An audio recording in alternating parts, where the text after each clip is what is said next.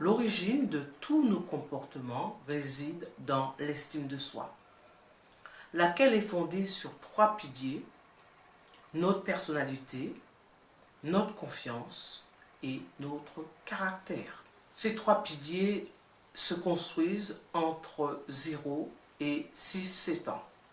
Mais l'estime de soi n'est pas une chose donnée. Ça peut se développer, ça peut se travailler. Ce n'est pas une chose acquise une fois pour toutes, comme par exemple la couleur de nos yeux. La bonne nouvelle est ce que vous pouvez la faire évoluer. Je vous propose donc 6 pistes à suivre pour parvenir à améliorer votre estime de soi, améliorer votre confiance au travail afin de gagner en efficacité.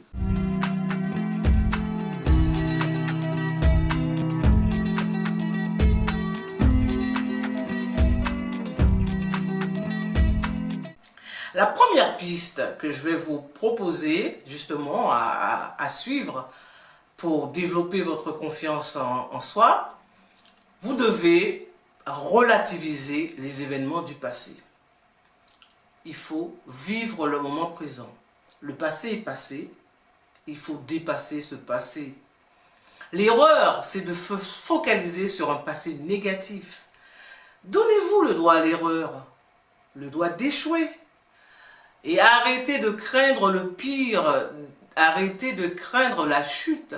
À toute chose, malheur est bon.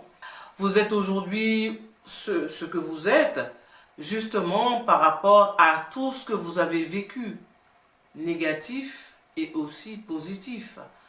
Au travail, vivez l'instant présent.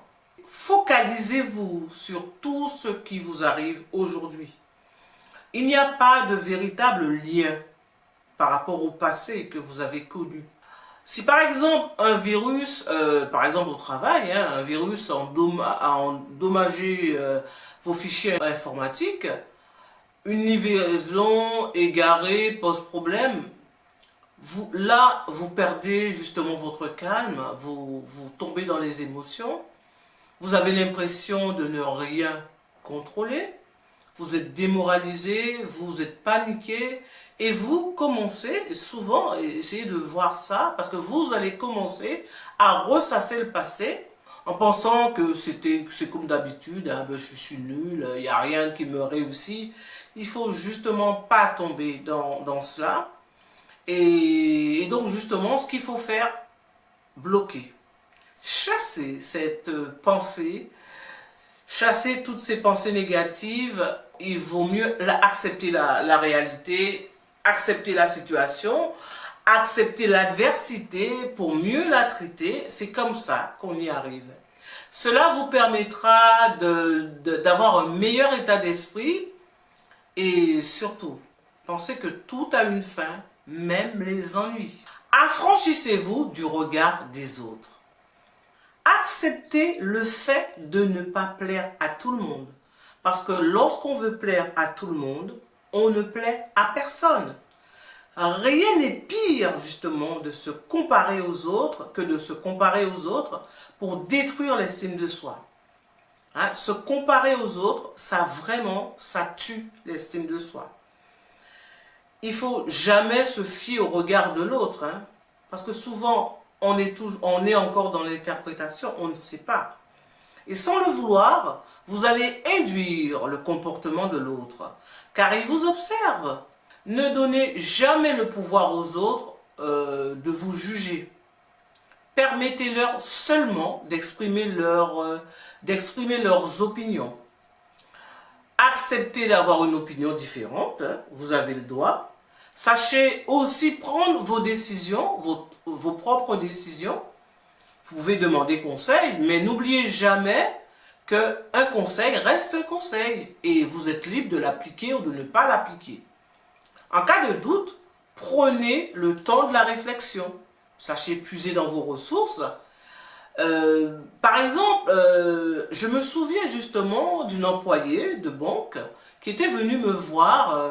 Elle était tombée dans une forme de dépression parce qu'elle avait demandé à son N+1 si elle pouvait changer de statut. Hein. Elle avait demandé la permission pouvez changer de statut, de passer du statut d'agent de maîtrise au statut de cadre.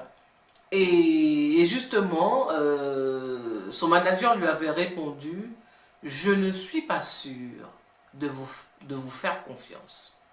Et là, elle avait été tellement choquée qu'elle était tombée en dépression.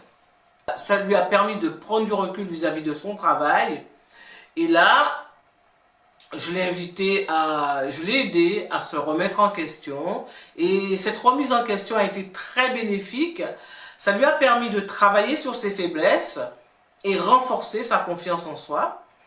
Elle a finalement suivi une formation, elle est passée à l'action et puis après elle a décroché un poste de cadre à la DRH. Vous voyez que vraiment des fois il faut savoir aussi se remettre en question et ne pas forcément demander la décision, demander la permission aux autres. Il faut avoir confiance en soi et passer à l'action, puisque c'est ça qui nous permet justement d'avoir le courage de passer à l'action, ce qui nous permet justement d'évoluer et de prendre véritablement confiance en nous. Choisissez ce qui vous arrive et prenez le temps d'envisager ce que vous voulez être. Prenez votre vie en main, elle vous appartient. C'est vous qui savez qui vous êtes, ce que vous voulez être, ce que vous aimez, vos passions, ce que vous êtes capable de faire, vos compétences que vous avez développées jusque-là. Vous devez vous connaître, tenir compte de vos valeurs et vivre en accord avec elles. Ainsi, vous allez donner le sens que vous voulez à votre vie. Imaginez-vous par exemple que dans votre entreprise, la direction décide de mettre en place une nouvelle stratégie. Souvent, il y a beaucoup de salariés qui n'arrivent pas à gérer le changement par rapport à ça parce que impliqués dans ce qu'ils font, ils ont l'impression d'avoir travaillé, de travailler pour rien. Pour faire en sorte de ne pas subir ce changement-là, il faut oser parler quand quelque chose vous dérange en fait. N'ayez pas peur de braquer, ou d'outrepasser vos droits. Sachez aussi revenir sur votre décision quand vous avez, même si vous sentez que vous avez pris une décision qu'il ne fallait pas. Il ne faut pas se laisser emprisonner par ses engagements, surtout pas. Il faut justement apprendre à revenir sur sa décision. N'hésitez pas dans certains cas même à négocier, à renégocier votre contrat, à négocier les délais, à négocier votre fiche de poste également, si vous voyez trop de changements, parce que ça, vraiment, il faut le faire. Il faut avoir du courage, il faut oser le faire. Parce que la réactivité, plus vous allez réagir vite, mieux c'est, parce que la réactivité et la capacité à gérer les changements sont des qualités essentielles qu'on le retrouve pour être beaucoup plus efficace au travail. Considérez-vous toujours avec bienveillance. Complimentez-vous tous les jours. Devenez votre meilleur ami. En toutes circonstances, vous devez garder un regard bienveillant sur vous-même. Vous commettez une faute, ne vous culpabilisez surtout pas. Si vous commettez par exemple une faute et que vous avez l'impression que ça parle un peu derrière vous, acceptez votre faute et cherchez une solution. N'essayez pas de camoufler votre faute, prenez-en la responsabilité, vous pourrez alors en tirer les enseignements, parce que tout simplement, vous n'êtes pas parfait, rassurez-vous, vous êtes normal, donc considérez-vous toujours avec bienveillance, devenez votre meilleur ami. Il faut laisser toute forme de blâme, laisser tomber le blâme et le jugement, tant par rapport à vous-même que par rapport aux autres. Si par exemple vous apprenez qu'un collègue ou un supérieur vous reproche quelque chose, vous critique votre travail, la première des choses qu'il faut se dire, il s'agit d'une opinion, et c'est pas forcément la vôtre. Prenez toujours du recul par rapport aux choses. Prenez le parti d'en laisser la responsabilité à celui qui l'a émise, cette critique.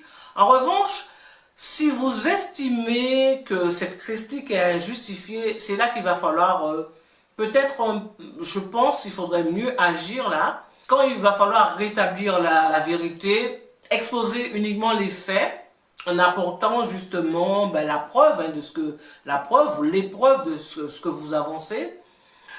Ne faites jamais ce que vous n'aimez pas aux autres. Et en toutes circonstances, traitez les gens avec courtoisie et respect. Quand vous traitez les gens avec courtoisie et respect, gardez toujours un regard positif sur les personnes avec qui vous travaillez. C'est vraiment gage de confiance en soi et ça fait en sorte d'être toujours efficace, de toujours avoir une bonne ambiance au travail. C'est très important. Sachez en toutes circonstances que, et ne perdez jamais de vue cela, vous existez, affirmez-vous. Soyez courageux et passez à l'action. Et surtout, riez, jouez, amusez-vous tous les jours. Ça contribue véritablement à développer la confiance en soi, même au travail. Si vous n'êtes pas encore membre de ma chaîne YouTube, je vous invite à le faire, à vous abonner.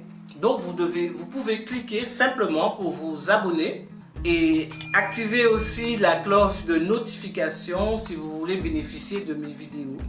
N'hésitez pas à liker et à partager cette vidéo.